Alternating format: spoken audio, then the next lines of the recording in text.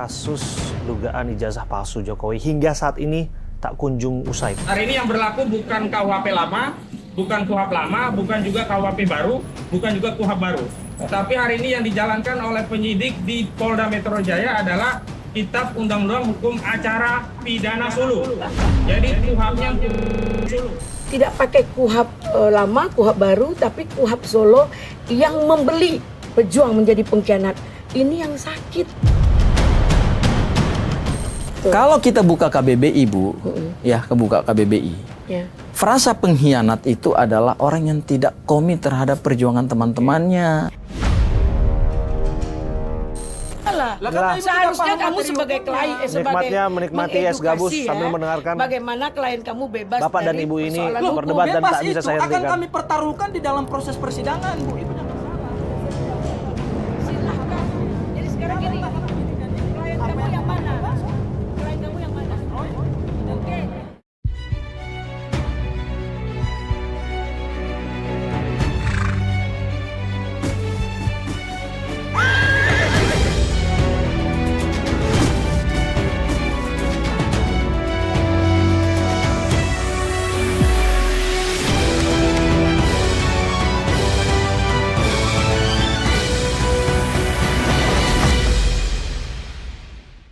Hari ini yang berlaku bukan KUHP lama, bukan KUHP lama, bukan juga KUHP baru, bukan juga KUHP baru. Tapi hari ini yang dijalankan oleh penyidik di Polda Metro Jaya adalah Kitab Undang-Undang Hukum Acara Pidana Solo. Jadi KUHP-nya KUHP Geng Solo. Polemik dugaan ijazah palsu Joko Widodo memasuki babak baru. Sejumlah pihak yang awalnya berada dalam satu kubu kini saling berseteru. Egy Sujana dan Damai Hari Lubis melaporkan Roy Suryo dan kuasa hukumnya Ahmad Hozinuddin ke Polda Metro Jaya atas dugaan pencemaran nama baik. Ini terjadi usai Egy Sujana dan Damai Hari Lubis lepas dari jeratan tersangka melalui mekanisme restoratif justice. Ahmad Hozinuddin dilaporkan atas pernyataannya yang menyebut SP3 Damai Hari Lubis di kasus tuduhan ijazah palsu Presiden ke-7 RI Joko Widodo adalah SOP KUHP Solo. Langkah itu langsung dibalas dengan rencana pelaporan balik dari kubu Roy Suryo. Kuasa hukum Roy Suryo Ahmad Hozinuddin menyebut langkahnya ini merupakan pembelaan diri. Menurutnya, Egy, Damai, dan Eli Daneti selaku kuasa hukum Egy telah bertindak zalim terhadap pihak lain yang masih berstatus tersangka. Selain itu, kuasa hukum Roy Suryo lainnya Gafur Sengaji mengatakan bukti-bukti kini tengah dikumpulkan sebelum diserahkan ke pihak kepolisian. Seiring saling lapor yang terus bergulir, perkara ijazah Jokowi bukan lagi soal pembuktian hukum, melainkan memperlihatkan retaknya hubungan antar tokoh yang sebelumnya berada di kubu yang sama. Lantas, bagaimana kelanjutan dari kasus ini? Berikut selengkapnya. Kasus palsu Jokowi hingga saat ini tak kunjung usai, berseri dan tak terlihat ujungnya. Dan hari ini kita akan bicara mengenai kasus yang sudah memasuki babak baru. Tor monitor saling lapor, sang pelapor dan kuasa hukum terlapor sudah hadir bersama saya di sini. Saya perkenalkan Bu Elida Netih Lubis, kuasa hukum Bang Egy Sujana. Terima kasih sudah hadir. Ya. Bu Elida. Ya, terima kasih atas kesempatan yang diberikan untuk memberikan sebuah penjelasan karena hukum ini sebab akibat dan hukum itu ada 3, keadilan, kepastian hukum dan manfaat hukum itu sendiri. Ya, ada Bung Sangaji juga yang hadir di sini, Bung Abdul Gafur Sangaji yang merupakan kuasa hukum Roy CS. Bung Sangaji, apa kabar, sehat? Sehat, alhamdulillah, Bang Abraham, Bu Elida. Ya. Oke. Jadi yang tadi dikutip oleh Ibu Elida itu teorinya Friedman, seorang pakar hukum dari Amerika Serikat. Sebelum kita berdebat ini, kita dinginkan dulu kepala kita, boleh nggak sih? Saya sudah membawa, nah ini ada sesuatu yang menarik di meja kita. Nah ini adalah es gabus. Oh, yang iya, lagi viral. Yang lagi rame nih. Luar biasa. Ini kudapan nostalgia ini, tahun 80-an ini. Oke. Udah pernah nyobain belum sebetulnya es gabus kayak gini? Bung Sangaji belum pernah? Saya karena orang kampung, jadi dari kecil sampai hijrah ke Jakarta, kuliah di Jakarta nggak pernah ngerasain. Nggak pernah ngerasain? Iya, Justru di betul. kampung lah ini. Justru di kampung ini ya? Iya, saya merasakan. Saya di desa tertinggal, Bu. Jauh dari kota. Dari mana sih? Saya dari satu pulau kecil namanya Pulau Waruku. Terus terang ini di kampung abang nggak ada yang seperti ini? Nggak ada, nggak pernah. Saya juga Kalau nggak di pernah. Es Sumatera pelangi seperti ini? Nggak ada. ya? Nggak ada. Sumatera Kalau ada. ibu dari? Dari Sumatera. Dari Sumatera tepatnya di? Saya di Riau. Di Riau. Tapi sudah pernah merasakan ini, Oh, menikmati ini? sering pulang sekolah atau apa, sering di sekolah dijual.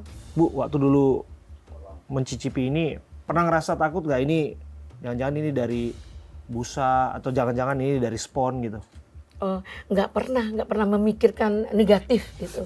Yang penting itu enak, kita makan aja. Gitu. Kita kan nggak boleh seuzon gitu. Iya. Saya berharap ini perbincangan tetap kita jalankan, tapi dengan suasana hati yang dingin. Nah, kita mulai Siap. dengan camilan yang dingin seperti ini. baik. Ya. Silakan, Bang Sangaji. Saya terus terang juga, ini mungkin pertama kali saya nyobain juga, Bang. Dan ini pertama kali saya nyobain. Iya, sama kita. Jadi kalau Bu Eli pernah nyobain di Riau, ya beda lah. Riau kan lebih maju Bu dari satu kampung kecil di Pulau Ambon sana. Coba kita ya. Tapi ngikutin kasus ya? Ya, saya ngikutin kasusnya juga. Ini kan cukup viral juga ya. Artinya di sini ada juga konteks salah penerapan hukum gitu loh. Jadi ini sengsara membawa nikmat. Bapak ini justru sekarang viral dan mendapatkan santunan dari beberapa orang. Dan akhirnya Dapat sepeda motor, dapat sepeda motor, berangkat umroh. dilakukan. Bahkan pihak kepolisian juga memberikan santunan gitu. Oh, Berarti benar dong apa yang selama ini disebut oleh para netizen. apa itu? No viral, no justice. No viral, no justice. Jadi kalau nggak ada viral, nggak ada keadilan. Gimana rasanya menurut Bang Sangaji? Ini pertama kali saya rasain Bang Abraham, jujur ya, dan enak. Enak ya? Dan tidak seperti yang dituduhkan di luar sana. Ada seorang pedagang kecil namanya Pak Suparji, Subderajat. Sudrajat, dituduh menjual es yang sangat enak ini dengan menggunakan bahan yang apa? Bahan spon. Iya, yang biasa cuci. Iya, dan dipaksa untuk ngerasain sendiri gitu, Iya. untuk membuktikan. Jadi yang punya es ternyata harus membuktikan sendiri esnya. Kan Itu dikatakan menarik ini gitu. es palsu, Iya. ada spon. Iya. Ternyata di lab, ternyata esnya asli. Ya padahal sudah dianiaya itu orang. Kasihan kan? Jadi harus ijazah ini harus melalui di lab dan di persidangan. Nggak boleh tidak bersidang. Jadi Tapi sesuatu ada- yang dianggap harus palsu ternyata asli. Iya. Waduh. Tapi menariknya Bang Abraham, justru sebelum dilakukan uji lab, yang punya es itu membuktikan terlebih dahulu bahwa esnya adalah es asli. Jadi pada saat ada oknum lah ya kita sebut yang memaksa seorang pedagang kecil ini. Dia firm dan yakin bahwa barang itu adalah Iya, barang yang dengan asli. cara apa? Dia makan sendiri esnya dan dia buktikan kepada orang yang menuduh dia itu, ini bisa saya buktikan di hadapan kalian. Jadi artinya orang yang punya es bisa membuktikan sendiri sebelum diuji di lab. Enggak begitu. Berarti salah itu. Gini, kurang tepat ya. Ketika ini dikatakan es dari spon, Iya. kemudian dipaksa untuk makan, Iya. kemudian dia makan dipukulin Iya. untuk maksa makan, dipukulin, kemudian di lab ternyata asli. Tidak ada spon. Akhirnya merasa berdosa, diberikan mobil, di umroh, semua memberikan santunan. Makanya jangan suuzon.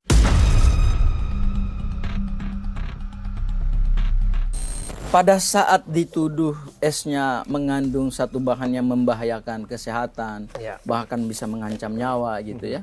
Pada saat itu dia bisa memakan sendiri dan dia bisa buktikan di hadapan orang-orang yang menuduh itu. Bahwa nggak ada kok bahan yang membahayakan. Dan dia lakukan itu depan publik. Dan dia lakukan itu di depan publik. Terbuka. Terbuka. Bahwa kemudian dilakukan uji lab, itu hanya untuk membuktikan secara ilmiah. Saya melihat arahnya ini, apakah Anda memaksa bahwa Pak Jokowi harus menunjukkan ijazahnya? Seharusnya Pak Jokowi juga begitu. Pada saat keluar hasil penelitian Mas Roy, Bang Rismon dan Dr. Tifa, itu kan suatu paksaan secara ilmiah. Iya. Harusnya Pak Jokowi juga menjawab Dengan hasil muncul penelitiannya Mas Roy, Bang Rismon, Dr. Tifa dengan menunjukkan ijazahnya kepada publik dan membuktikan bahwa ijazahku ini adalah ijazah asli. Kemudian kalau kalian mau membawa dengan hasil penelitian lain di luarnya Mas Roy, Bang Rismon, Dr. Tifa, dan untuk juga membantah bahwa sumber dokumen yang digunakan oleh Mas Roy, Bang Rismon, Dr. Tifa itu kan datanya data sekunder. Iya. Itu bukan data primer. Ya, Jadi kalau dari gini, sisi metodologi itu kan data ada sebuah legal standing data yang mengatakan sekunder. orang itu ahli, ya, ketika dia dibutuhkan keahliannya, itu di persidangan dan ada surat permohonannya dan dia punya legal standing di atas dia kayak Dr. Tifa ya, dia kan belum doktor, dia belum diwisuda. Profesornya yang ahli lebih dari itu tidak menyatakan yang sampai mengeluarkan urat leher, menyatakan begini-begini. Itu yang nggak boleh. Sebenarnya mereka ini orang pintar. Kita butuh orang seperti mereka. Cuman menarasikannya tidak tepat. Seharusnya dia gugat, nanti baru keahliannya itu diminta, dan keahliannya lah tuh disampaikan di pengadilan. Jadi pengacara itu berdebat di pengadilan dan memberikan narasi untuk tentang hasil ahlinya itu di pengadilan agar berkekuatan hukum yang sah gitu. Kalau cuma nguar-nguar di situ membuatkan propaganda di TV-TV, naik ribut, pendapat orang dimarahin, pendapat kita yang benar, merasa kita adalah yang jago, orang direndahkan kalau salah ngomong, kemudian dites-tes, diuji-uji. Itu yang kita inginkan, tidak seperti itu. Janganlah seperti itu.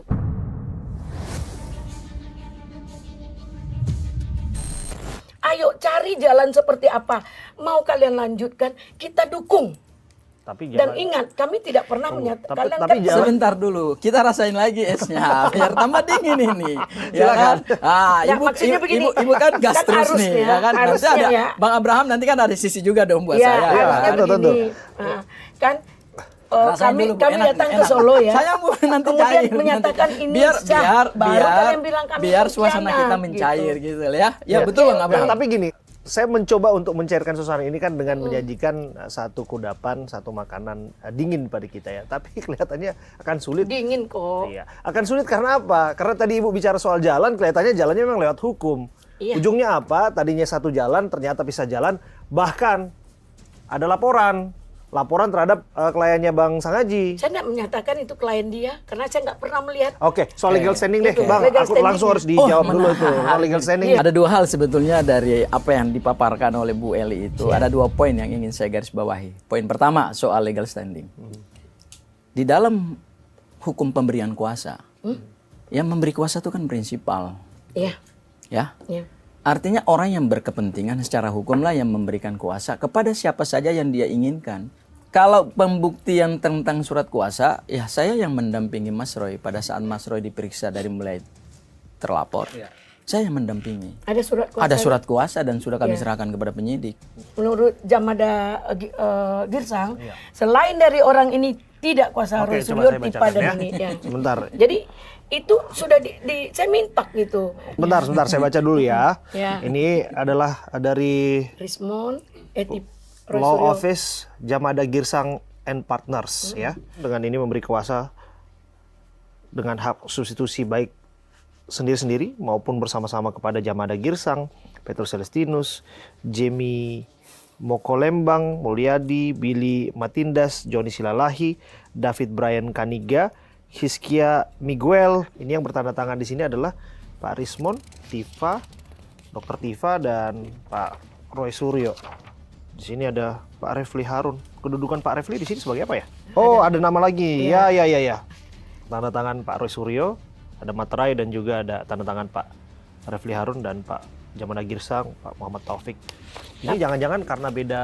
Oh iya, Jadi Kalau gini gimana maksud sih? saya Gimana kalau sih? memang Jadi atas gini, nama kuasa, Abang punya yang begini kita juga? harus melihatkan. Abang Oh, kami punya model begini? kami punya atas nama tim advokasi anti kriminalisasi terhadap akademisi dan aktivis. Dan Kliennya? surat kuasa kami itu, klien kami kan ada 4. Justru klien kami lebih banyak.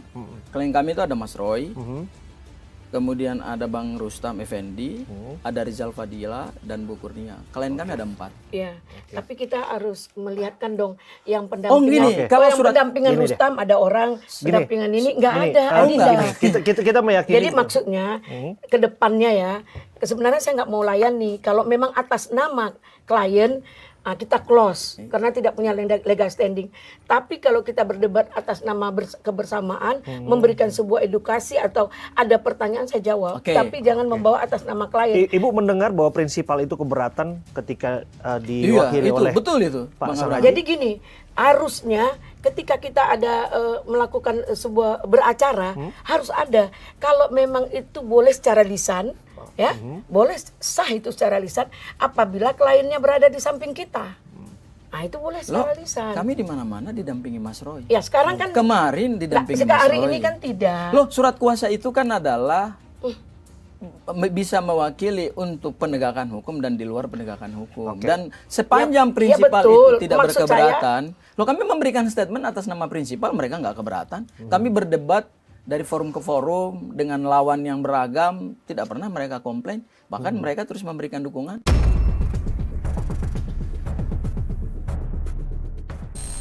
Jadi ibu juga yang dapat legal standing untuk melaporkan Roy Suryo dan juga Langsung orangnya, langsung Bang Egy yang melapor ini. Oke. Terus saya kan sebagai PH pendampingan, Iya. ya kan? Nah, ini Bang Egy langsung, bukan saya ya yang melaporkan. Kemudian legal standing saya sebagai PH Bang Egy ini. Oke, yang dilaporkan Roy Suryo dan Ahmad Kozinuddin, betul? Ya. Dua nama itu. Ya. Pencemaran nama baik, fitnah, betul? Kalau kita cuman pencemaran nama baik aja Pencemaran baik sama saja. fitnah ya, Oke. tidak undang-undang ITE. Kalau yang satu lagi kalau nggak salah saya Pak Damai itu pakai undang-undang ITE. Bagian yang mana nih? Tapi dia cuman Kozinuddin doang. Oke. Frasa pengkhianat itu adalah orang yang tidak komit terhadap perjuangan teman-temannya. Se-Indonesia bahkan mancanegara tahu kalian menyampaikan dia pengkhianat. Apa nggak sakit? Saya mau garis bawahi satu Apa nggak kalimat sakit?